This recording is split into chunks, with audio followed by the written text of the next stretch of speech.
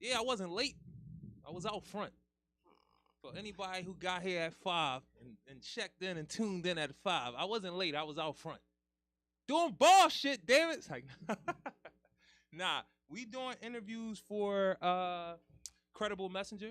It's on Indeed. We need case managers and we need women credible messengers. We have a couple interviews lined up. They kind of like speeding through the process. We do prep you, before you talk to the city. Not so much to tell you what the answers is, but just kind of what they expect. But before I get into that, this is PSA. Philly service announcement, Takeover Tuesday Takeover, love, support, grace, social activism, resources, and art. And I gotta talk to my dog Fatima, Fear. Check it out. You know what I mean? She has some artists that she wanna come up here. I definitely don't mind. I don't censor anybody, but bring that good energy. That's all I'm gonna say. The song the funny thing is, I feel like I'm not old, by no stretch of the imagination. Y'all see me. I'm not old. But anyway, but it almost feels, I feel like I'm a little old because I don't want to hear the shoot you shit. I really don't want to hear the drill shit right now. You know what I'm saying? Like, I really don't. I kind of feel how my mom and them and my aunt and them felt when I was listening to Snoop. You know what I'm saying? And I was listening to Mobb Deep, and I was, I was listening to, I did listen to a lot of Tribe and stuff like that. So they really did inform me about Africanity to as much as I could understood at that time of my life. I listened to a lot of KRS-One.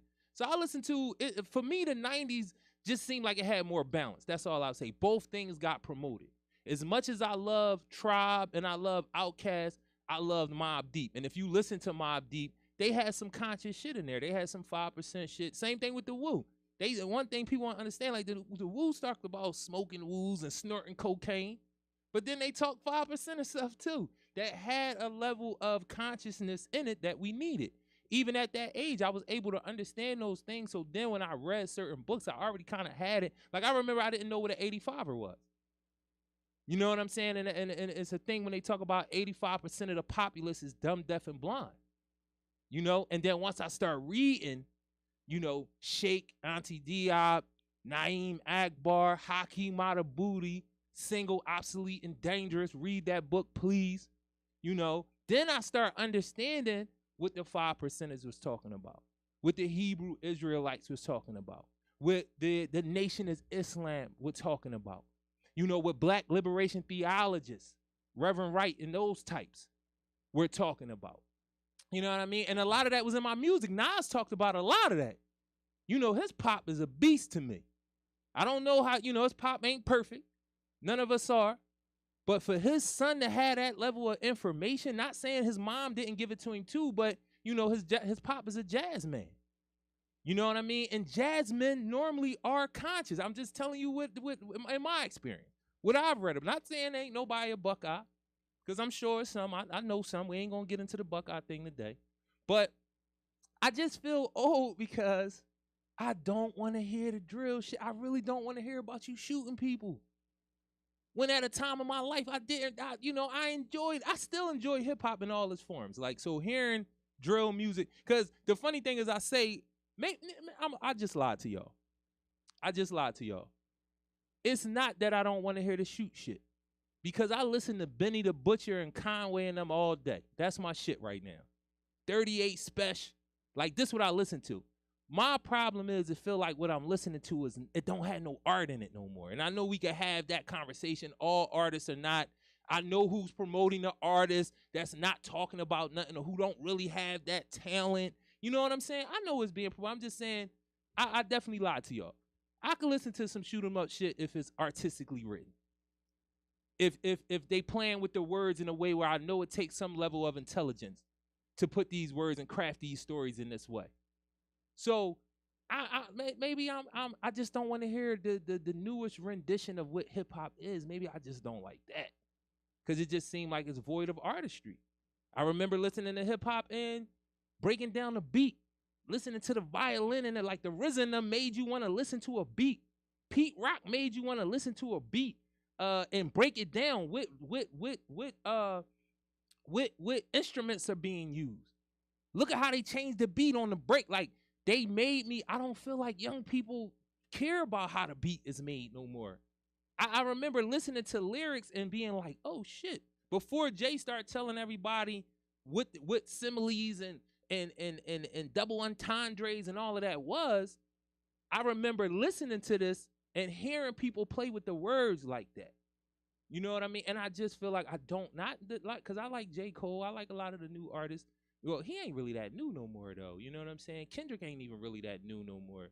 But I don't know. It just seemed like Mobb Deep. It just seemed like P was a beast with the words. Like, he talked some ignorant shit. Cause P is very underrated for all y'all that don't know. Go back and listen to Mobb Deep shit, yo. That nigga was fucking with everybody. And I hate that I just said nigga, but I was caught in my bag. I apologize for that. But he was competing with everybody in the early 90s, man. Listen to his verses. And I'm talking about Nas, Jay, Big, Meth, Ray Cole, anybody you could roll out. If you listen to Hell on Earth, before Hell on Earth, the infamous album. Now, the album would hit it from the back, Juvenile Hell and all that. They was kids. He was like 16, but even then you could tell. But when you listen to the infamous album, which is a classic, Hell on Earth, which is a classic, Murder Music, which is a classic, listen to his verses, yo. For real, listen to P verses, yo. You can't tell me nobody that was getting busy at that time that was really, you could clear cut say, yo, this shit is better. I'm talking about Big and Aaron. I'm a fan. Big, J, Nas. Nas is the epitome of all that at that time. Even now, you can see Nas can still keep up because he know how to play with them words. The same thing with Jet. And it takes intelligence to do that. You know what I'm saying? So that was my ramble for y'all. You know what I'm saying? We have a guest. We're not going to get to her yet because I got some other things to say. So I thought that my right-hand sister was going to be here today. And I'm in her chair, so the arrow is actually pointing the wrong. Well, no, the arrow is pointing the wrong way now because I'm in her chair. She did get with me and tell me she couldn't make it because, again, she's a queen. She's a mother. She's a master. She's somebody's wife. She's somebody's best friend. She's a Cannon. Shout out to the Cannons. And Aubrey, one of her beautiful children, had a concert today. And that's what you do when you have all of those roles. And you know what I do as a black man? I support my right-hand sister, even though the arrow is not pointing at her right now because I'm in her seat. You know what I'm saying? So she'll be next week. And even if she don't come next week, she'll be here. She'll pop up on me. She'll do, I already know what it is. And nobody's getting the seat. So I don't care who you are. We don't need a co-host. I don't need a co-host. I'm sorry. I just want to let y'all know. And then, not that my show is all that, you know what I'm saying? But I have talked to some people who was like, oh, I already follow you. I watched the show. I was like, what? You don't tell a big head motherfucker like me that you follow me. You know me already? What? Why would you do that? You're just going to make me worse. Like, no, I want to keep it light for y'all, man, because I was telling somebody today, man, like, I'm happy, yo. I'm very happy. I've been happy, like, extremely happy for, like, the last 4 or 5 months, yo. The ancestors have put me in a position where my life is just flowing right now. Like my right-hand sister will always say, like, I'm aligned. And I really feel like that. And the funniest thing about it? People can't fuck it up. You feel me? Who that? What's up? You know what I'm saying? I appreciate it. You know what I'm saying? You around. I'm a little blind today. I can't see. Can you see what that is, ma'am? Do you mind me calling you ma'am? Some people say that's old.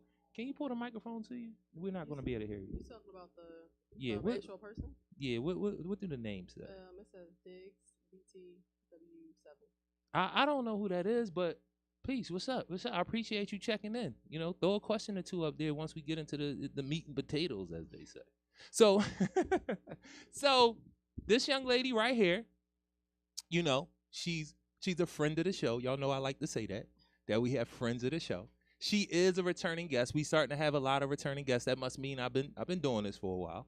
We're gonna still have new people come up. Hopefully, one of the things that I always have appreciated about doing this show is one guest leads to 3 or 4 guests. Because usually, if you in this space, then you move around with other people who do similar work. So they are just as worthy of being up here and providing their resource as you. So normally when I ask, they be like, yo, I got somebody that would be perfect. Or they come up with folks, and I tell them, yo, you going to be on next week. You know what I'm saying? So I really appreciate that part of it. But did you sigh while I was talking? Let Let me stop. Oh no. I'm happy. I can't be happy. I joke a little bit. I kid. Like that disrespectful dog, whatever that was. I kid. So, so that was like the wrap it up B, John. Like, wrap it up, B. Get to me so I can tell these people who I am. So, like I said, she is a returning guest, and I really, really appreciate people who take their time out to do this hour or 40 minutes or 30 minutes, whatever it is. I'm very, very, very appreciative of people taking out their time to be here, talk to me, act like they nervous, not know what to say, be like, yo, you really want me to be on the show? And it don't be fake, though. That the joint that be tripping me out. Like, yo, I'm not really nobody for real. Like, we just people talking about research. I'm the love boy. I love people, and we just talking about providing the people with resources. Black people in particular. I always got to get that out. So, who are you? Can you give us a rundown? Hey guys, my name is Brooke Smith. I'm a newborn and infant massage therapist, and I teach parents how to massage and empower their babies through the power of touch and other modalities. We offer different services to all types of parents. You don't have to just be a single parent. We're into the whole family unit, and we just offer resources such as diapers, personal care products, and actually services if you need them. Okay, so I want to, cause she has been on the show before. But I'll still do this. I want the who are you? Because I always tell people, one, nobody can introduce you like you can introduce yourself. So I try not to do that. I won't do it. And then the other thing is, this is a 2-part. When I ask who are you, can I get a little bit more detail about Brooke the person? As no, not like in your business, but like as it pertains to the work that you do. And tell us all of the social media and all of that stuff that your website, the whole nine, wherever you at. Okay. So Brooke as a person, I am just here. I am a regular massage therapist. I've been a massage therapist for over 18 years, and I do prenatal, postnatal, and post-lymphatic drainage and post-op. So I have a lot of moms. I work with moms, and they want to get those mommy makeovers. So we do things to help them with the BBLs and the breast augmentation and anything else to get their bodies back where it used to be. So that's that part. That's the massage therapy. And then when we work with the babies, we do the relaxation, the reading, the learning through play. We do STEM.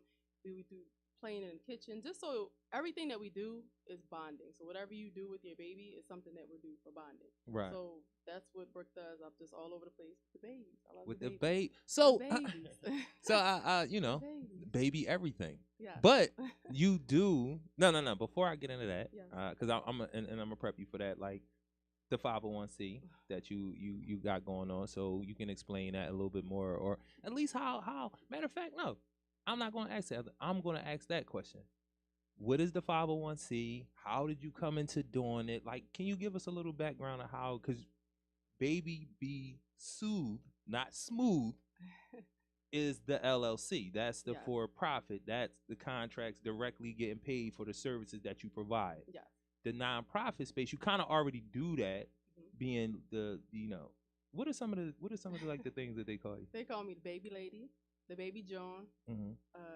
What else? What, the baby whisperer? The baby whisperer, the baby guru. The baby. I get anything. I always want to be funny, so it's like, cause I am funny for all of y'all who thinking I am funny. You be laughing when you watch the show, and when I watch the show, I laugh at the stuff, and I know it's coming. That's when you know it's funny. I used to watch Martin all the time, and I would watch the same show, and I know all of the shows, not the same one particular show I would watch. But I would keep watching the show over and over. That Martin got me through my county bid, just to be honest. Like, that was my laughter that I needed to go back in the cell. You know what I mean? To be honest, I came out the cell to watch it, got my laughter, because that's healthy for your soul. You need to laugh. It relieves stress. And then I went back and put my headphones on and listened to music for the rest of the day. And reading, very important. I'm telling y'all, please, please, please read. So, I done went on a tangent and forgot. Hold on. It's gonna come to me. I'm not old. It's gonna come to me. So, the baby John. Who calls you that? Most of the That men, was the funny John. That was the funny men John. The call me baby John. Like they'll see me be like, yeah, they go to baby John over there. She don't want to give out the free diapers and stuff. So that's normally who calls me the baby John. Right. The baby whisperers a lot of times, the ladies, and then the baby guru. Actually, my baby calls me that. My son calls me the baby guru. The baby like, guru. I just laugh. Like Nah. or the baby lady is the main thing when I go see my parents, and a lot of them are young people. And they're like, that's the baby lady over there. That's my little ladies. Nah, that's what's up. So, and I learned a lot about how lucrative being associated with babies are on Boss Baby. Boss Baby tour. Like I never really thought of it. I've heard people say do something around pregnancy because people are never going to stop having babies. That's just not going to happen. You know, no matter how much abortion and you know, the pills and the depot and all of that poison, just to be honest, I'm just telling y'all, look it up.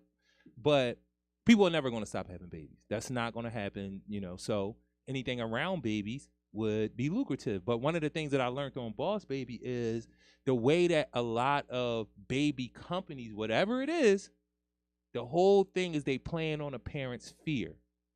And not so much the fear of your baby being hurt, because that's a big thing. That sells a lot of stuff. But the fear that you're not being a good parent because you don't get these products. Whatever it is, food, clothes, if you don't buy these products, and no parent wants to be considered a bad parent.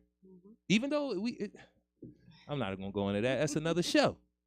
But I say all that to say, like, being in this industry, and whichever way you're going to be in this industry, is very lucrative, but at the same time, it's very fulfilling. Like, dealing with creation at its onset and people trusting you to tell them something that's going to aid their baby or help them with their baby. Like, that, for me, that's my fulfillment. Like, a lot of the stuff that I do, like I probably express to you or other people, is like, yo, for a person to come to me, and then after you have been around me, met me, got services provided by me, talked to me, you left with a benefit. You left better. I don't want to say everybody leaves better, but you left with a benefit.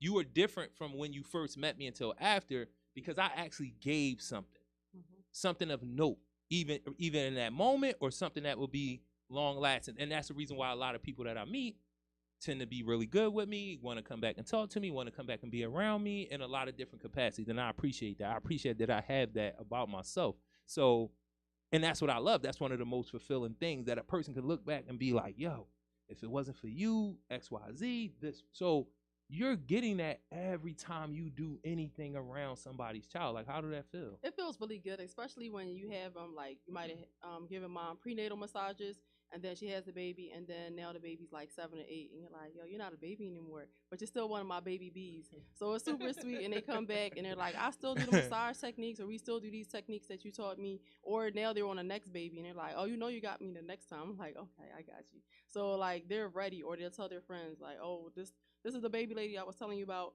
And it just feels really good. And especially when they just come back and see me, I'm like, oh, look at the little baby. Like, wow, that's we all crazy. growing up. And like my pandemic babies, because we were like really close with the pandemic babies. You would think that people wouldn't want you to come to their home. They're like, yeah, no, you're coming to see me. Like, I need you, especially since they were full-time, 24 hours, not just sending their babies to daycare. They really needed the help, because they're like, what's next? Like, we're home all day. I need help. And they're like, can you come see me? I'm like, what is the pandemic? They're like, I don't care. Just mask up. You'll be all right. Just come see me. You the baby lady. That's you it. couldn't hurt these babies. That's it. They didn't care. Like, she got COVID. It's all in your nobody had COVID. And it was just like, they were you. just there. So it was super sweet. And then when you talk about the whole thing with fear, that's when they get into the family CPR. So, you know, I offer family CPR. And it's family CPR because even down to younger children, they can help. If you can actually do some chest compressions, you can help save a life. And we really know that the cops aren't going to come in 2 minutes, because we live in a city and it just doesn't happen. So you need to know how to save your child's life if they're choking or they become unresponsive. So that's something that we offer, and we do it for the family, not just the parents. Like, anybody who's a caregiver, grandparents, aunt, uncle, anybody who may be around the child just needs to know CPR. I just feel like, although that's extremely important, because, but no, alongside, I gotta stop saying but. I've been trying to not, because but is almost like you're gonna say something opposing to what we just said. So alongside what we just said, I just feel like living in the city, You know what I mean? Like we all should have some form of trauma first aid with so many different things that happen because of what you're saying. Like one of the things that I learned is that most of the trauma centers that deal with like gunshot wounds are far away from the neighborhoods where a lot of these things happen. So a lot of our young men and unfortunately young women at an alarming rate, they die because they bleed out because it's too far to get to the trauma center that can treat your wound. They're not necessarily dying from the gunshot wound right then and there. They're dying because it takes too long to get to the hospital. But more importantly, it's nobody in these neighborhoods. And I say this to a lot of my young brothers and sisters who are in the mix. You know, you gonna do what you gonna do at the end of the day. I'm gonna try to prevent it as much as possible. Not prevent it as in send you to prison, but prevent it as in to uh impart some new information that just would make you think that, yo, I probably should be living my life a little different. Or this is a system. A system. I'm on a conveyor belt to prison, and they knew it since I was 5, 6, 9 years old. Because that's usually when they say you check out of school around 9. But if you're gonna be in the mix, just as much as y'all like to know how all the name of the guns and how to break the guns down and all that shit, okay, cool. But you need to know how to do a tourniquet too. So if your man get tagged, y'all might be able to survive. That's another soldier in the fight. Cause I know I done been out there. Sometimes it is 2, 3 bulls that's really the movers, and everybody else is rocking with them. So if y'all want to keep y'all jaw tight, you might want to learn some shit to save your man life. Cause picking him up off the ground and throwing him in the back seat is killing him. You understand what I'm saying? That's gonna help him bleed out faster because you don't know where he hit at. You traumatizing him even more. Picking, and I know the feeling. I know the feeling of seeing somebody down there bleeding, and it seems like everything is taking forever. So you feel like I'm not doing my job if I don't try something. But really, when you try something because you're not a medical professional and you don't know CPR or how to do a tourniquet or all of those things, you probably wind up killing the person. Just to be honest with y'all. You know what I'm saying? I'm not trying. I just want y'all to think about this thing. You know what I mean? Like for all the people that's like, no, I'm in it. Well, then you need to know how to defend yourself even more. That's security. That's more security because you keeping, you know, for people who might not want me to have this conversation in this way, you keeping your soldiers alive. Why you think every army has a combat medic that's out there with a gun, but he know how to save lives if need be because we need our soldiers. So, you know, I don't want to get too far off into that, but it is a very important thing. And you will be coming to the center and teaching CPR to my staff. Yeah, I'll be there. I like saying that, my staff, Yeah. you know, because I'm a boss, yo. I mean, what do you want me to tell you?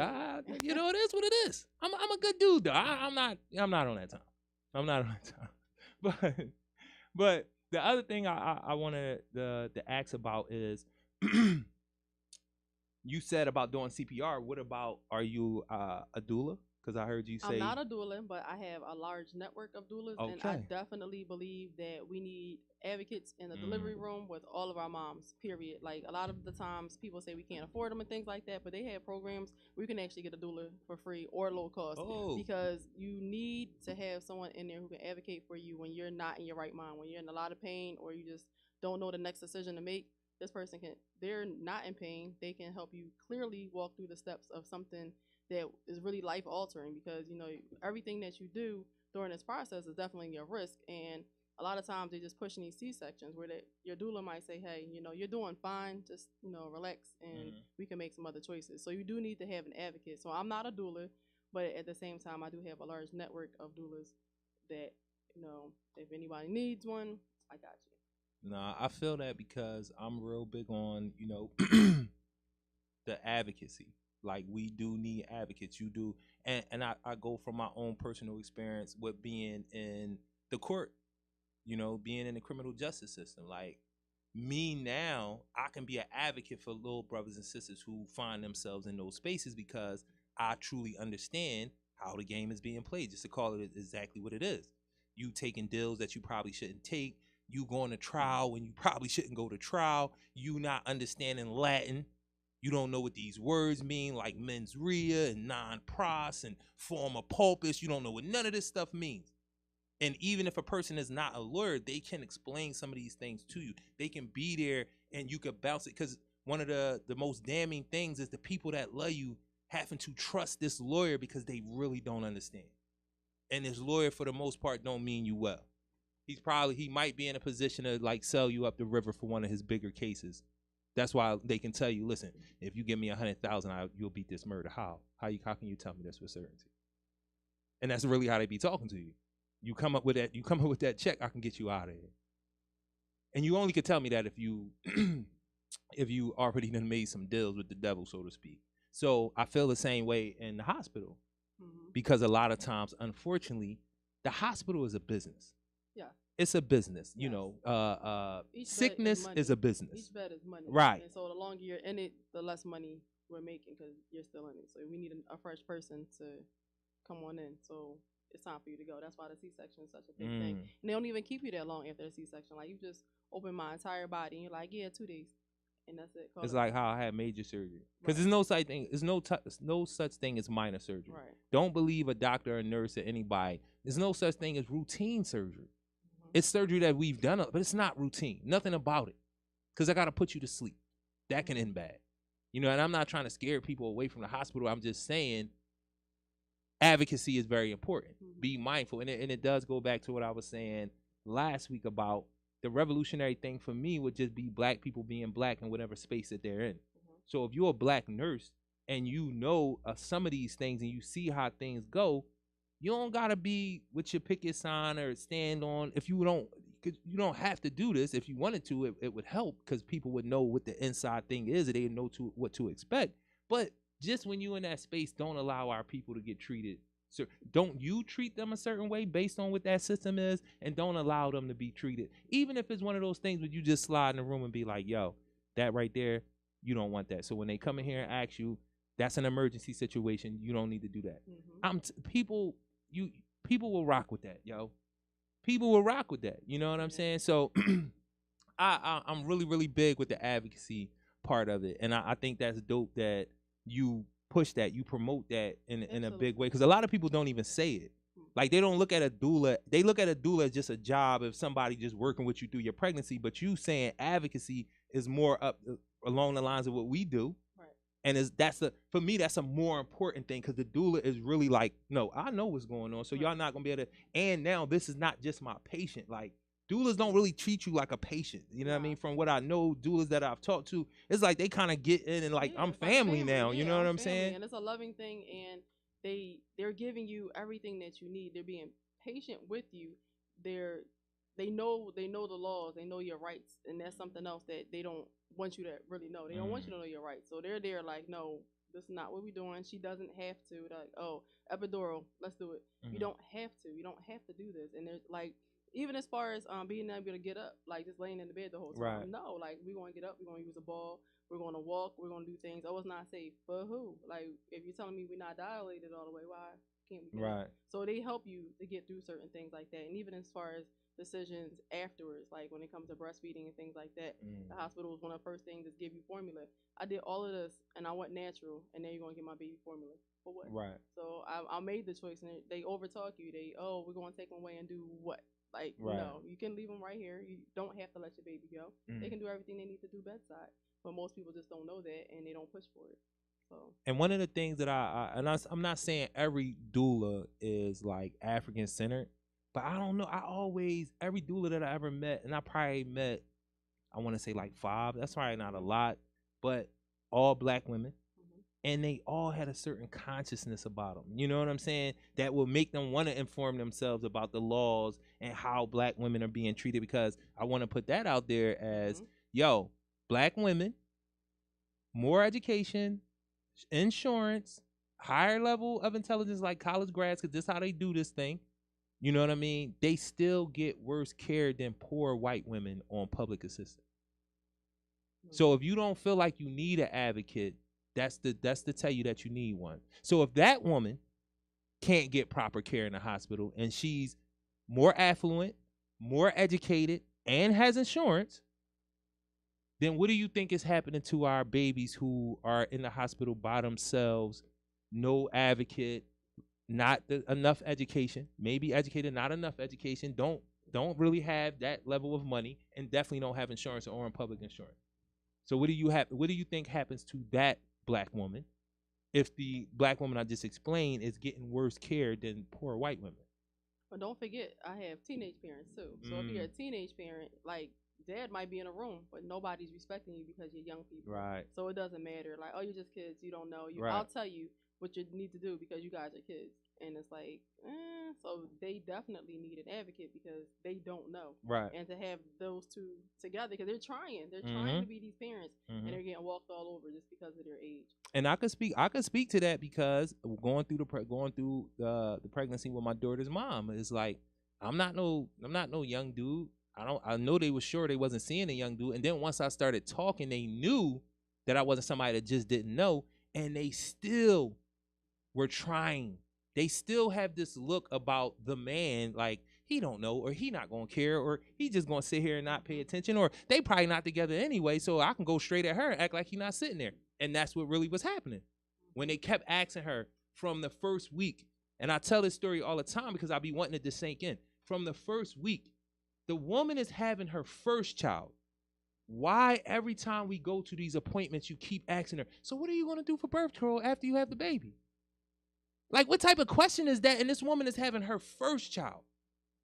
Like, what are y'all doing? Like, and so after like the third week, because I don't mind being an angry black man. I don't care about none of that shit. I don't give a fuck what y'all think. Seriously, not about mine.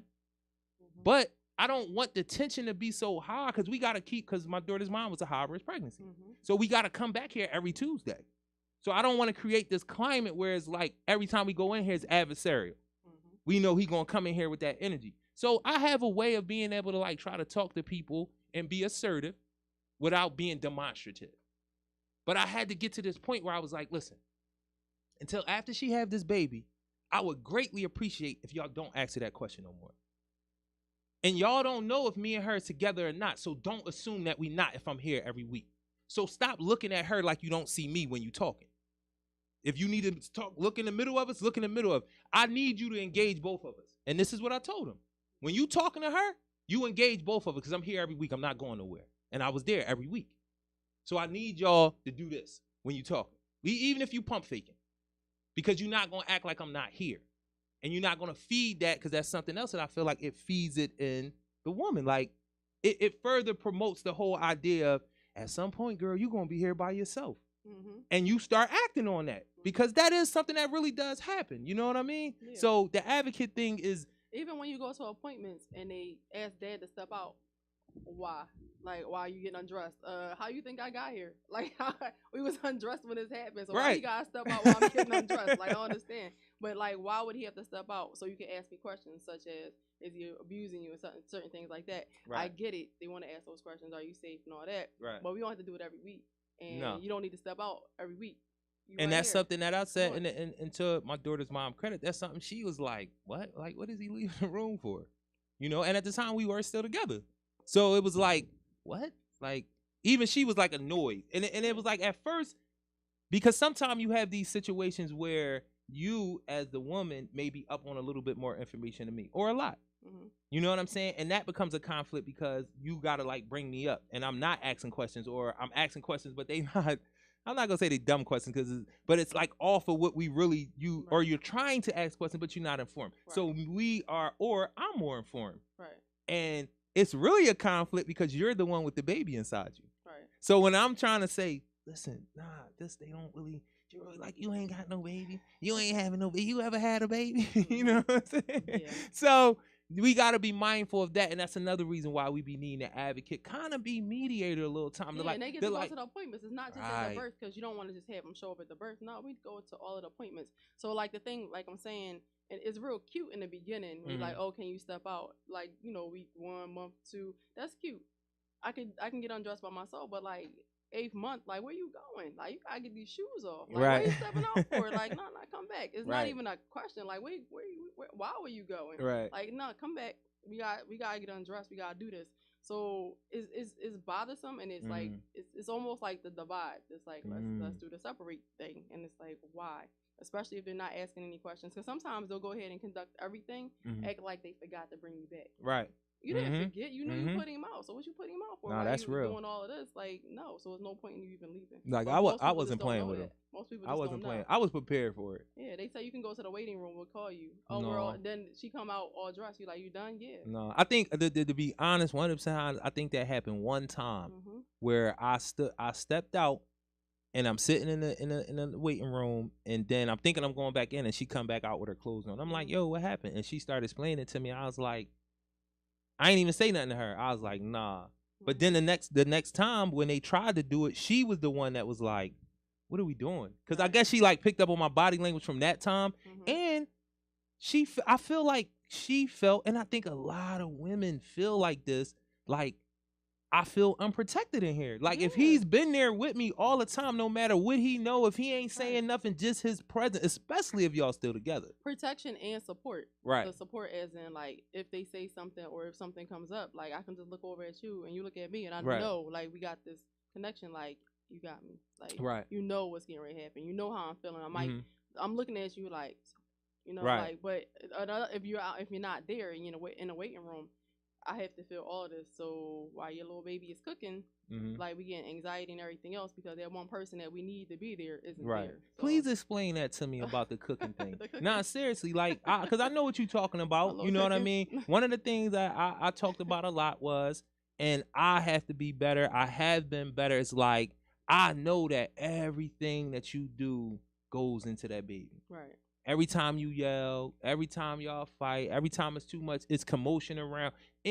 All of it goes into the baby. That's what you're talking about when you say the baby is cooking. Yeah. Got you. So like explain it to them a little bit. Cooking, I always say, like, when I explain it to my parents, especially my young people don't get the cooking fact there. And when I explain it as cooking, it's almost like, what are we putting into this cake? So we're feeding it Hawaiian punch or soda and chips, thinking that it's going to cook properly.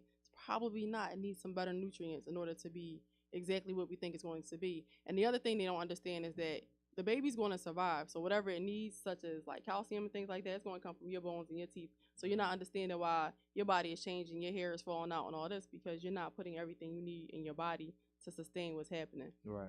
The big part when it's cooking is your temperature. So if you're cooking a cake and you're like at 350, and then you turn the fire up to 400, 450, and then you can bring it back down to 250. Like, this cake is not going to bake properly. So when you turn the temperature up, that's basically your stress. So you're arguing, you're fighting, you're yelling.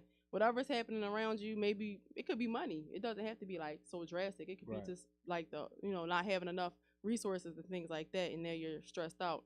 And then on the other side, you're relaxed, you're good, but then you go back all the way back up. So your baby is in between. It's trying to regulate, and then different things happen. You kind of need to maintain that baseline in order for your child to be, well, we're going to do air quotes because there is no such thing as normal, but it's like just to be like even on some type of, you know, so it's a lot. But like, you can tell when children have been through a lot during the pregnancy, like they jump a lot because like they're, especially once they get here and then they hear those same voices, sometimes they're not right. And then they want to call me, how can I relax them? Well, you got to start with a couple other things. You can't be in here yelling. Like, if I'm doing a baby class where you one-on-one and you in here telling somebody shut the F up in the other room, kind of not really helpful. So, and that's something, like I said, I'm better at it, where it's like, damn, we trying, and her mom too, like, we really actively have trying to like not be at each other so much around her, because I learned from an early age, like, when she was like 3 months, is like my voice go up and she just get quiet, yo, and just be looking at them. Usually my daughter run around making noises, and she kind of been like that for a long time since she came out. She always was like active. You know what I'm saying? It's a funny thing to see her on chill when it'd be like where her legs cross, and I feel like, yo, that's me right there. You know what I mean? But I do be like all over the place too, and I be watching her like.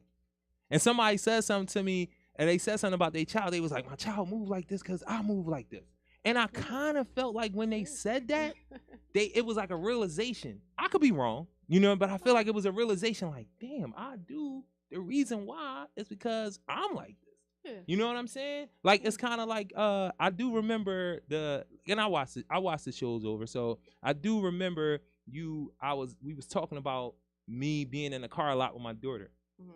And it's like all of the timing is messed up, and I didn't want to take credit for that at first, but then I had to realize, like, she was in the car with me a lot at one time. And I told y'all about the story, like we on Broad Street, and she just started snapping one day. Like I'm talking about snapping, yo. Like and I'm like, normally, like I could turn something on or the ride or put her to sleep, or I could reach back there, give her something. But she wasn't going for it this time, like at all. I really had to pull over right in front of the school district building on Broad Street. I had to get out and take her out the car, and it took her a minute. But I know that was her just like, yo, main man, we can't keep doing this car thing. We can't be jumping in and out of the car. I'm sleeping in the car, my neck all crazy. And it was like, that was one of those things like, all right, you're putting certain things into your child. Like that's what you're doing right now. Their schedule at nighttime was probably crazy too. You wasn't sleeping at nighttime. Yeah. Because you sleep all day. Like, the nap, back and forth. So nighttime was probably fun. No, because for a long time I talk about this too, like just clockwork. Around 10:30, she was a wrap, and we just getting her back, but we had to work for it this time. Like we just getting her back to going to sleep at, and then she's scared of the dark. So when she act like she don't want to turn down, I turn her down, and I do it in a very, I do it in a good way because I turn the 2 lamps on. So I'll be like, yo, it's time to get in the bed, yo. And she'll come get in the bed for a minute, start laughing, jump out the bed, run around. I'm like, all right. So I turn the main light on. The 2 lamps is on. So she knows. She'll stop like he, In the days when she not tired, she'll start whining because she know what's going on. Because she know what's going on. Like, he about to try to get me. He know I'm scared of the dark. So I'll be like, yo, can you get in the bed, please? Like, me and her, this is what we do. We go back and forth. I'll be like, yo, get in the bed, yo. So she'll always listen and get in the bed, but then it'll be like, and she'll jump out. I'll be like, all right, I turn the other joint on. So it'll be like, now she really looking around. Like, now she next to the bed, like, this guy. And then I turn the other one on. She jump right in the bed, like, nah, we ain't playing those games. You know what I mean? So, but because of my life kind of settling down, her mom having more of a structure, the 10:30 thing is a real thing now. You know what I'm saying? Like the other thing is, parents always ask about sleeping throughout the night, and they're like, my baby doesn't sleep throughout the night. But the thing is, I don't sleep throughout the night. I might sleep throughout the night 3 days, 4 days out of the week. I might be up. The other night, 2:00 in the morning. Why? I don't know. I'm just up. So now I'm surfing. I'm doing something, doing work. Instagram, TikTok. I'm on something, but I'm self-soothing. They can't do that. So you can't just say, oh, they don't sleep throughout the night. Neither do you. You get up, you go to the bathroom, you do all types of things, but you expect them to sleep for 8 to 10 hours all the time. Now, she be out, though. Yeah, sometimes. One thing I give her, sometimes when she get in it, she in it. Yeah, that's like it's over. Lucky. You got lucky. You know what I'm saying? Yeah, she sleep. She like, sleep. And we all looking at each other together like. Yeah, she get a 9 in, a 10 in. I be like, girl, you have to wake her up in the morning. Like, yo, you been asleep since 10 o'clock. It's 8.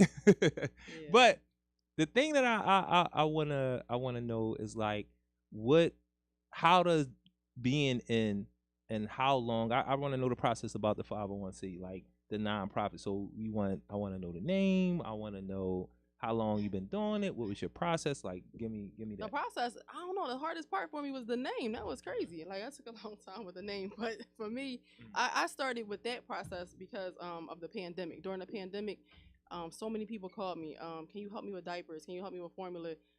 We need personal care products. We just need anything. And I was all over it, like, all right. So that's where that portion came from, just making sure that everybody's needs were fulfilled. And I was doing it myself. I was using my money to do all this, and then after a while, we did diaper donations, and then we did diaper giveaways, and then we got a sponsor for diapers. But now we have so many more opportunities and so many more people who are investing in us, and it just helps us so much to be able to give back to the community, to whoever it is. Like I said, I don't just only work with teen parents or single parents. I work with the family unit. If you need something, you need something. Just because you have your spouse or your baby daddy or your partner, it doesn't matter. You still need help. So just because you have all that doesn't mean you don't need any resources. So what's the name? You didn't say the name. It is the Baby Suite. Okay. Can we ask where that came from? Like, where does the Baby Suite come from? Well, normally I have the B Suite. So if you come to me or like I do a virtual workshop or you come to me, we go to the B Suite. So it's the Baby Suite, and we just deal with our babies, and No, that's dope. Like, so I will say this though. Speaking of babies, we had our first cornerstone baby last night. You know what I'm saying? His name is Asan. Is Asan, right? I talked to him this morning. I think I just want to make sure I'm pronouncing it right. I know it's Asan because his dad's name is Asim. I gotta talk to him. His name is Asim right now because I gotta talk to him. But I talked to him this morning. I talked to her last night. She was trying to get some food from somebody. I was broke. I told her I don't get paid till tomorrow. I'm sorry. I didn't have it for you. And she was like beating around the bush, and she was like, I was wrong. I said, you want something to eat? She was like, yeah. Because she is big PM. I'm going to make sure she see this. Big PM. She is like, her personality is big. You know what I'm saying? She stepped right to you like that. But then she's very much a baby herself. You know what I mean? Because she's 19. You know what I mean? So it's like, I didn't go through a whole lot. I don't know her a whole lot. But being around her, I just kind of like, all right, this my little baby right here. You know what I'm saying? I like her. You know what I mean? She do all the dumb shit, I'm sure, like everybody else. And we trying to get her, we're not trying, we are getting her on track. And she's very like, sometimes you having a baby or getting a new job or whatever it is, you have that thing in your life that make you be like, you know what? I might need to do this shit a little differently. And from what I hear when I talk to her, that's what it sounds like. Like, I don't want to be dealing with the BS because my baby coming. You know what I'm saying? And she started changing how she was moving. You know, Carlita can speak more. Shout out to Carlita. She in the building. Shout out to reps in the building. You know what I'm saying? Would you like to say something, ma'am? Z, you don't never want to say nothing. Like, y'all, oh my God. Why y'all so scary, yo? So anyway, but we had our first cornerstone baby, 6 pounds, 14 ounces. You know, when I called her this morning, yo, it's like she didn't even have a baby. She was talking like she was like, I pushed one time, he came out. I said, do you have, because I know it was the epidural. Right. Last night, I said, if I put it in me to put the needle in, I'm like, all right, well, okay. So I said this morning, I said, because she like. Right. I'm sitting there like, you just had a baby. Right. Because you showed me like the baby first. And right. Like, oh. And I'm like, and she said, I said, you was like, oh. She was like, no. I said, you wasn't. She was like, no. I pushed one time and I didn't. Yo, she said he came right out because I was like, you didn't get an epidural? She was like, yeah, but she was like, it started wearing off, but I ain't even care. She was like, but I pushed like once and he came right out. I was like, oh man, that's dope. Yeah. And a young boy wasn't there. The sister was there. You know what I'm saying? But when I called him in the morning, he was there. So I don't know what time he got there. And he told me, he was like, man, once I heard, I ran all the way down this jump. And I was like, yeah, you're going to be running a lot. I'm not giving you no props for that because that's what he wanted. And I'm not giving you no props for that. I would just like to say this too. If I would have got there like 30 minutes later, I would have said it. Yes, she was deemed. And you are somebody, you're the baby lady, the baby John. You know what I'm saying? Got the baby sweet. Baby be soothed, not smooth. Mm-hmm. How important is it the people that you pick to be in the room? It's very important because some of those people can stress you out. Right. Like you might pick people who just like you know, like you say, I want my mom in there, but you know your mom stresses you out. So you have to really be mindful about who you choose in there. Right. Like you like no. Right. And you stuck with them. You can't really switch out sometimes because you get the bracelets and all that. You in it. Right. So you have to pick people who you know are going to comfort you, are going to help you make decisions when you are like really not coherent. And just not going to mess up your energy and your vibe. Right. Some people, they can be there and they just on the phone the whole time. That's not helping me. And that's the thing. I need you. It's important. It's very important. It's very important. Who you pick says a lot about the person that you pick. Like you said, it can be a situation when they turn you off. But the people you pick, you're picking them because they mean something to you. Yes. So I'm saying that because it's like, you know, my daughter mom, it was me. Nobody else was getting in that jump. So that one leg that was being held, it was definitely going to be held by me. So you only got one choice to pick from. And my daughter mom picked her aunt. You know what I'm saying? And it said a lot, not so much not saying a lot about your mom, but she picked her aunt. And I think it was more along those lines. Like she was like, they both important. I want them, but my mom she gonna trigger me. I don't really need that right now. My aunt is gonna be, girl, and that's what she was doing. Like she made it very comfortable. I appreciated that. You know what I'm saying? So I think we talked a lot about advocacy, and that wasn't my plan. Y'all know I don't really script it. But do you think largely that's what you actually do as a resource? For my parents? Yeah, just period. Being the whole, you know, nonprofit for profit because you're doing both now. Yes. And again, I gotta make sure y'all get it right. Baby Be Soothe, not smooth. Yes. And it's the Baby Suite. So Baby Be Soothe is LLC. Yes.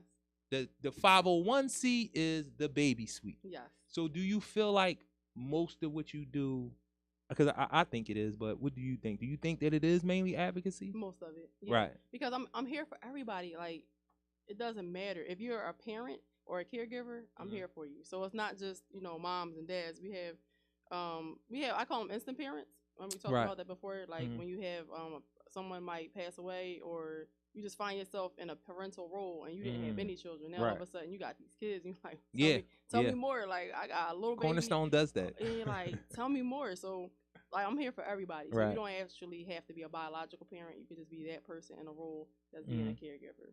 Nah, that's dope. Excuse me. So what is like your parenting thing? Like, I talk about community parenting a lot.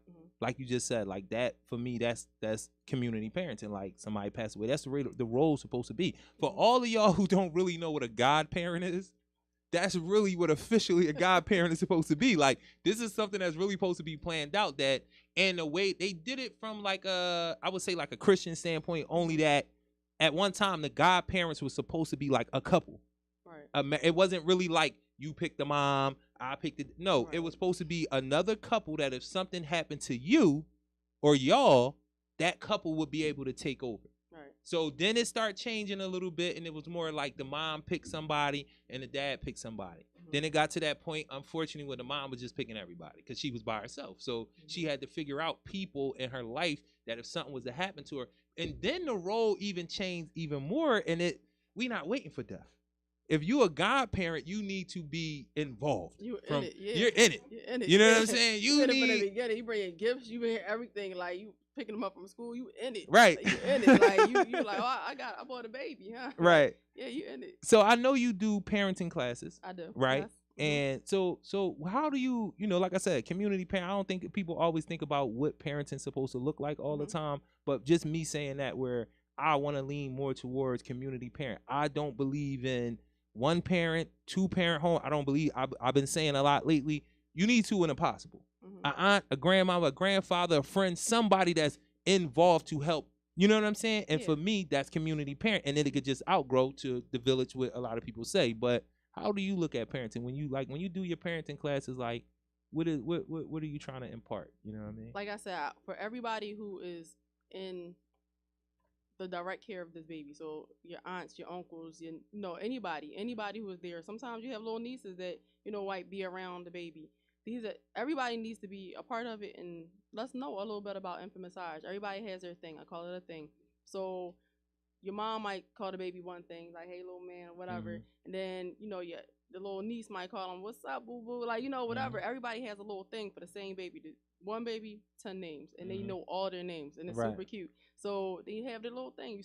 I sit with you and eat your little popcorn. I might go over here with you and do X, Y, Z, but they know where it's supposed to be. And it's just amazing how the kids adapt. And when I do the community parenting, as you call it, the community parenting, I'll have infant massage classes, and when we do our workshops, I'll have everybody be there. So it's not just one person. Everybody has a different touch. Dad's touch is going to be a little bit stronger, but yet, it's not as soft as mom's hands. At least, that's how it is. So it's like, it's a little firmer, but yet it's not hurtful. So everybody has their own thing, and we learn different things in a group. And, I love to see somebody else correct. They be like, no, that's not how you do it. She said like this. I'm like, wait, you could do it. It's okay. Just everybody put their own little spin on it. So I try to make sure whoever is in direct care with the child, like I said, grandparents, the caregiver, if like daycare providers, we do host classes for them also. We do actual daycare providers so that they can have it like in their baby rooms and different things like that. So it just helps. No, you're not getting undressed or anything like that, but just to relax, massage their hands or their feet, or just do different things for the tummy. You know how you can do like constipation or gas. You can alleviate that just by doing it, through the clothes. And it works. Right. So I do have a question, because I've called you a masseuse. Like when I first met you, I called you a masseuse a couple times, and that face without the smile afterward is what I got. So so explain to people, what is the difference between, you just said, no, I am a massage therapist. Yes. And it was like don't play after I say therapist. You know what I'm saying? Like, don't come back and be like, nah, you a masseuse. Like, this is what her face looked like when I first met her. And I was like, she's a masseuse. And I said it to her, and she was like, no, I am a massage therapist. Not, but I am a massage therapist. And it was like, nah, don't play with me after that. Like, this is what I am.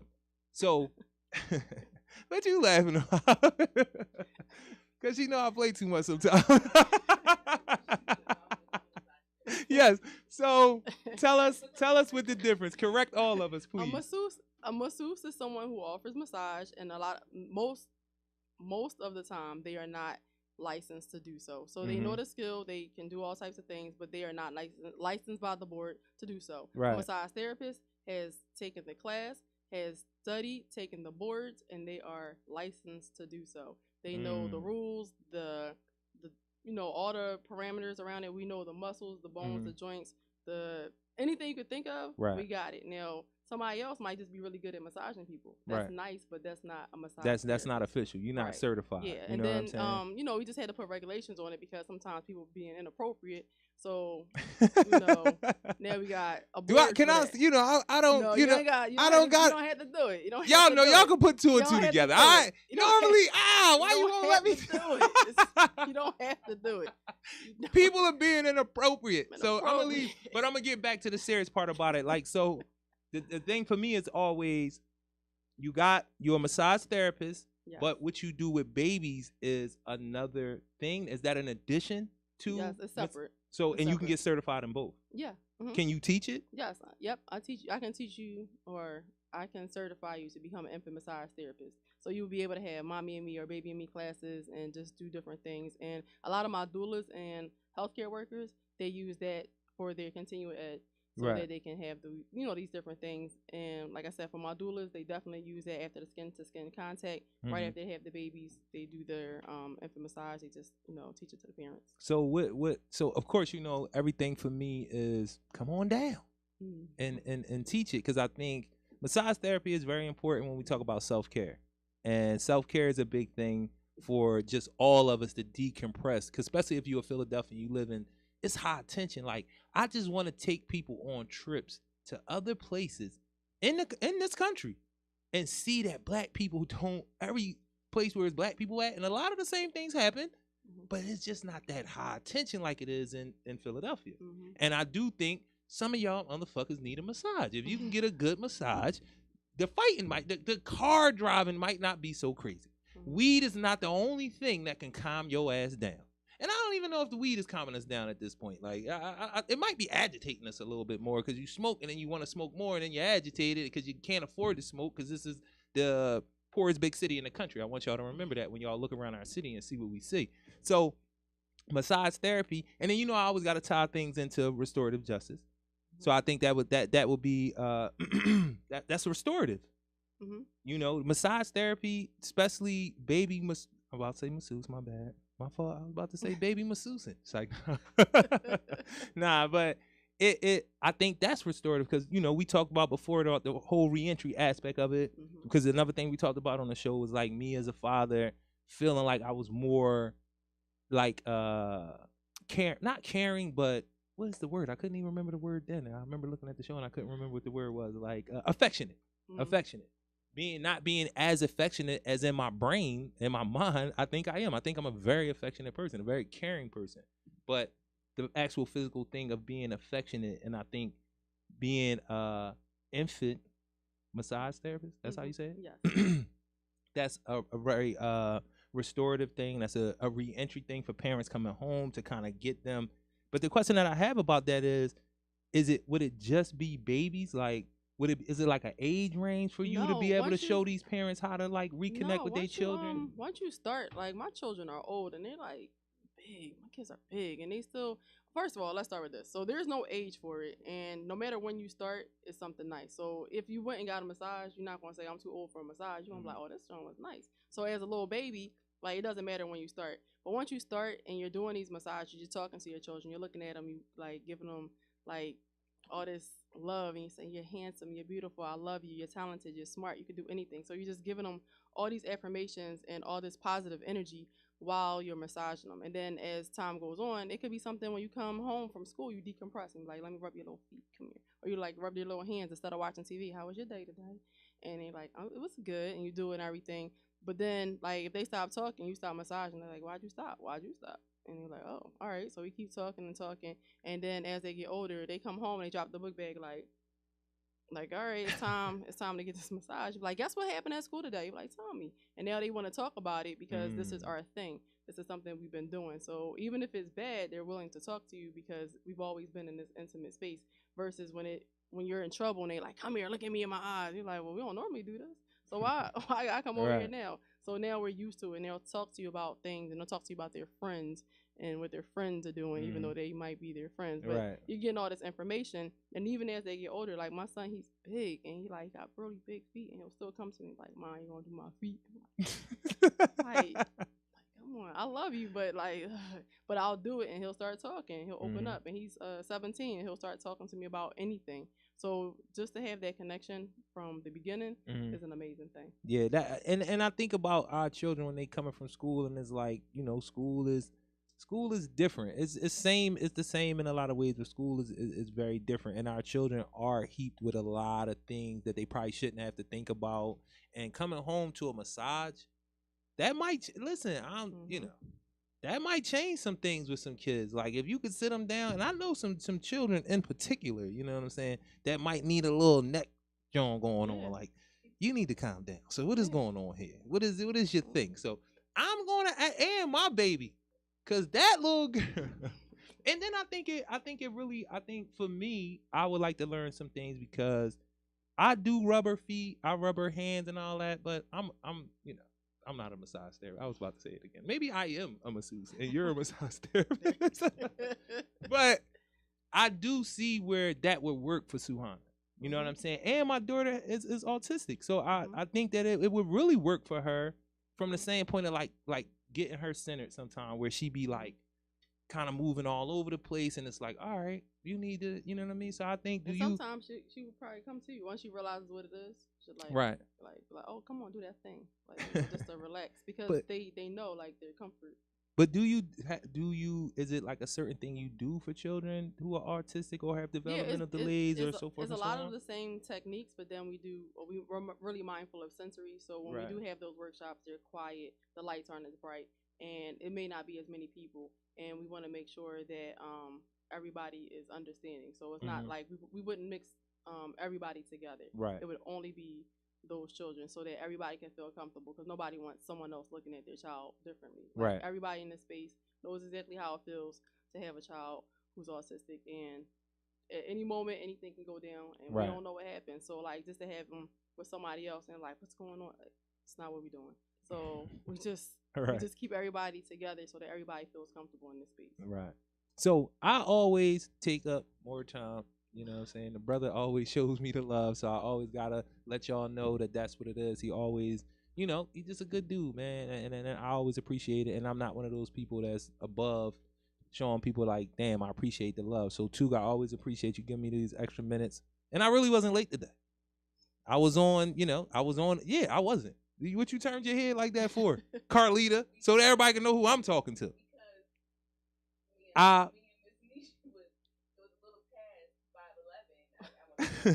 Nah, so just real quick, I told y'all I talk about this a lot, like black people being in position to employ black people. I'm in that continuum. I feel real good about that. That's one of the reasons why I'm so happy, because I'm looking at certain things and it's like, yeah, black people is employing black people. We taking care of black folks, and it's somebody that's giving me carte blanche and signing checks for me and telling me, all right, you got it. You know what I'm saying? And I'm able to tell people, all right, you got it. I ain't signing a check just yet, but I can get you a check. And in a minute, I'm gonna be signing the check. So I appreciate that. I always want people to know. But what I was doing was we were conducting an interview for Credible Messenger. And like I said earlier, we need more credible messengers, in particular women. You have to be indigenous to the area. We're doing the 18th district, so 55th and Pond. We need young women who are willing, who wants to do outreach. You're getting paid to do outreach in your neighborhood. And I can explain the rest to you. And we need 2 case managers. One case manager will be working with our organization, Eddie's house, and going back and forth and working with Pan, and then one will just be working with Eddie's house. So, do you have anything else before we slide out No, this they can joint? just find me at Baby Be Soothed on Instagram. So it's Baby Be Soothed, BABY, the letter B, SOOTHED _ because my other page got hacked. And then I'm on TikTok as Baby Be Soothed. So you can find me on both places. And if you got questions, you can always just message me. So this is PSA Philly service announcement. Takeover Tuesday. Tuesday takeover every Tuesday at 5 p.m. Glockaware Radio. Check us out on YouTube or the Glockaware app. Shout out to the executive producer, my brother Mile. You know we running and gunning, baby. We running and gunning. Check my sister, my right hand sister. I thought she was gonna be here. I might just keep wearing it until she come, and I don't care what y'all say.